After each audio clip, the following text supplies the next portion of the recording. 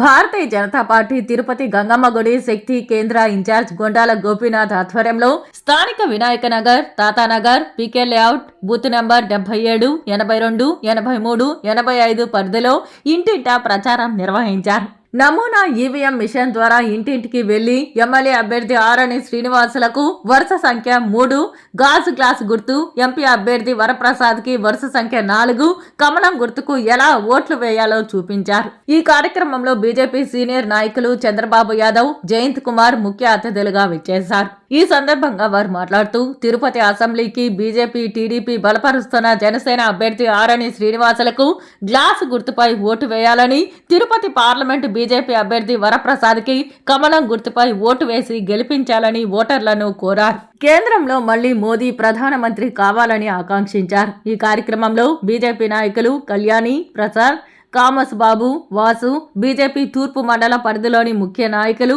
తొండమనాటి సుబ్రహ్మణ్యం, చంద్రబాబు యాదవ్, విద్య, Ramanamma, Lakshmi, Gautami Prasad, A1 Mastan, Ramanappa, చెంగల్రాయులు, Nathamuni, పీఠం బాబు, రహీంబాయ్ తదితరులు పాల్గొన్నారు.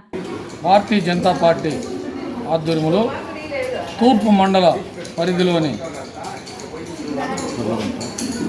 కొర్లగుంట, వినాయక నగరు, తుడా రోడ్డు, మళ్ళీ గంగమ్మ గుడి, పెద్ద కాపులేట్లు ప్రతి చోట్లోకి ఈవీఎం డెమో మిషన్ ఎత్తుకుపోయి ప్రజలకు అవగాహన కల్పిస్తున్నాం. దీని మీద మా గుర్తు మా ఎంపీ అభ్యర్థి వరప్రసాద్ గారు 4వ నెంబరు వరప్రసాద్ గారు, ఆయన ఫోటో, మా గుర్తు కమలం, వరుస నెంబర్ 4లో నొక్కితే మనకి 4వ నెంబర్ కమలం గుర్తుపడుతుంది.